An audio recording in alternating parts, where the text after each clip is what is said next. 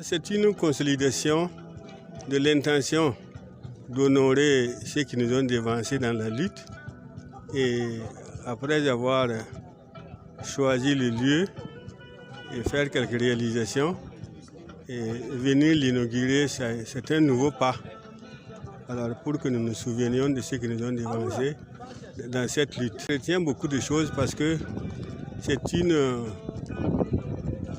c'est à travers cette lutte que, en fait, après les premières victimes de la colonisation, c'est à travers cette lutte-là, particulièrement le 17 mai, que, en Haute-Volta, des citoyens libres ont dit non, nous ne sommes pas d'accord sur telle ou telle chose.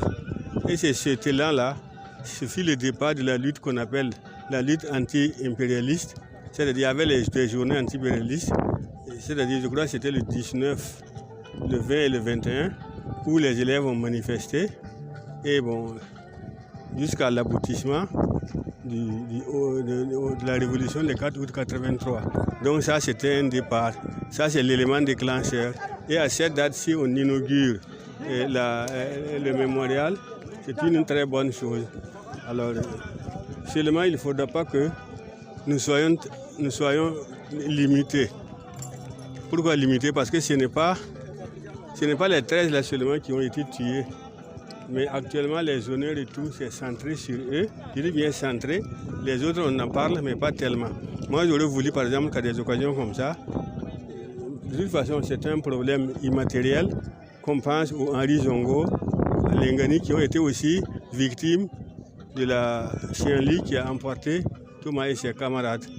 Alors, comme c'est un bien immatériel, pourquoi ne pas élargir ça à ceci, pour qu'on sache au moins où on les a enterrés. Parce que jusqu'à présent, si ce n'est pas leur famille ou bien les fonds, les méandres de l'armée, on ne sait pas où on les a enterrés.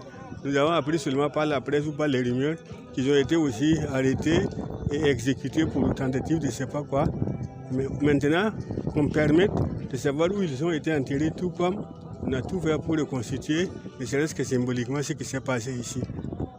Parce qu'il n'y a que ceux qui vivent pour parler et gérer ceux qui sont morts. Voilà. Face 7, une autre facette de l'information au Burkina Faso.